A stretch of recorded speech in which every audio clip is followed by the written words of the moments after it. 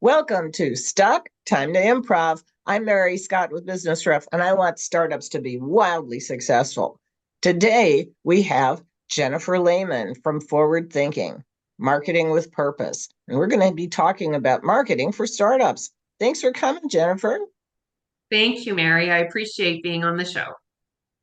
So if you're not in revenue, you're in sales, right? Well, exactly. So marketing is so important. So do you have a couple of top tips?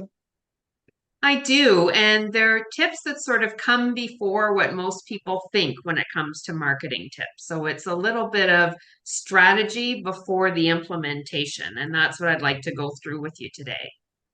Okay, well, let's dive right in. Awesome. So the first thing, and I've been working with businesses and startup phases for about 18 years.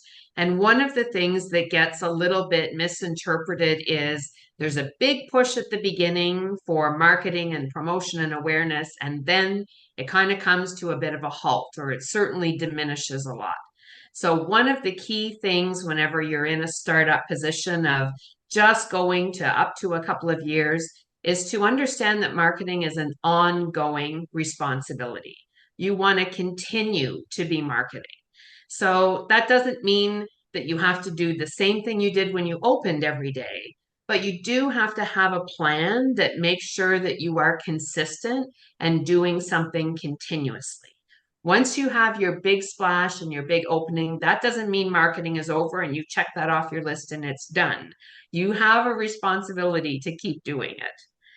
So that leads a little bit into the second point, and that is consistency.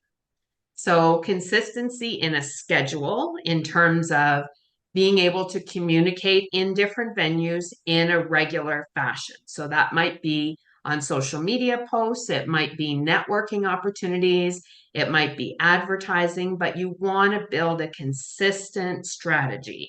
And that helps eliminate the peaks and valleys that often come with running a business. So, the more consistent you can be, the less stressful it is whenever you hit a bit of a valley, and the less overwhelming it is whenever you're in a peak and really driving business. The other part of consistency is to keep your messaging, your logo, your colors, that whole image that you're presenting the same. I often see newer businesses that change and tweak their logo every time they put it out there, being creative. That makes it really difficult for someone to get that impression in their mind and to be more easily able to remember you whenever they see you in different channels. So pick your things from the beginning. If you've gone and tried a couple of things, pick one and stick with that moving forward so that you give people the opportunity to really embrace that look and that image and so that they can remember it more easily. And you can change things, but do it after like 2 years or 3 years or something, when you've gotten some feedback from your customers to figure out what maybe will work better. Sure, and you can change it in smaller increments. So if you had just worked with an organization that had a really long name and they shortened it, but they kept the colors the same, they kept the positioning of how they used their name the same, and most of it was not super recognizable by everyone else. It just looked like the same, but it achieved the purpose of having the shorter name. So that's just one example of what you can do, but the easier you can make it for people to be able to recognize you online, in print, at a networking event, the better it's going to be for you. Sure. And you need to have a slightly different message so that there's your tagline, but there needs to be value added. You don't go out with the same message every time, right? Sure. So you should have a really good understanding of your customer base and your very best customers, and then develop some messaging that you know works well for them. So, as an example, I deal with a lot of businesses that have been going for a little while and they're starting to see where their potential is. So, when I'm talking to people and messaging with people, I'm always talking about achieving that potential so that I'm resonating consistently with those businesses. I'm not always using the same words or the same examples, but that's my underlying theme, I guess, whenever I'm communicating with that kind of group. Right. That sounds really good. So consistency and persistence. You need to have your Yes. plan, right? A plan, and the plan has to be sustainable. And this is really a common challenge. I know what it's like to start a business. It is hairy and hectic and calm and quiet and all of those things wrapped into one. The real key when it comes to marketing is doing something in a sustainable way. So, sustainable with your time, sustainable with your budget.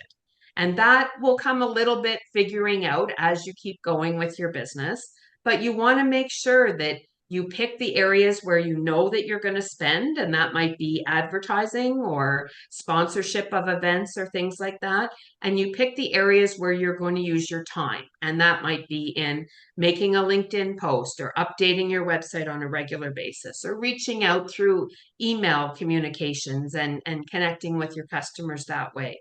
If you know where you're going to spend your time and your money, that can make your marketing plans way more sustainable because you know where the resources are being allocated. Oh, sure. And you need to know where your customers hang out. So just because you're comfortable with LinkedIn doesn't necessarily mean that that's where your customers are.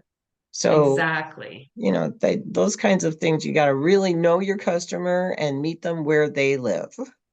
Yes, and that can be an evolving process sometimes because as your business grows and you onboard new customers, they might change their preferences of where they get information. And you have to always be kind of on top of that a little bit. So if you keep marketing on a regular basis, that will be easier. It'll be easier to adjust to where your customers are. Sounds really good. These have been some really, really good tips, Jennifer. So is there anything you want to leave us with some parting thoughts? If at all possible, think about marketing as a long term commitment.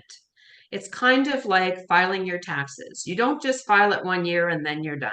You have to do your taxes quarterly, annually, that kind of thing. Marketing is just a part of doing business. It's something that you need to spend the time on or spend the money with or commit in some way to doing it on a regular basis. It's not a one and done, it's part of how you get building your business and growing it and scaling it. So if you have a plan, that's helpful. If you have a little bit of a strategy, that's helpful. However you want to do it, just make sure that you know that this is going to be something that's continuous in your business. Sounds really good. Well, thank you so much, Jennifer Layman from um, Forward Thinking Marketing with Purpose. I'm Mary Scott with Business Riff. I want startups to be wildly successful. And one of the best things you can do to accomplish that is book a synergy call with me at businessriff.com. And join us again next time for Stop, Time to Improv.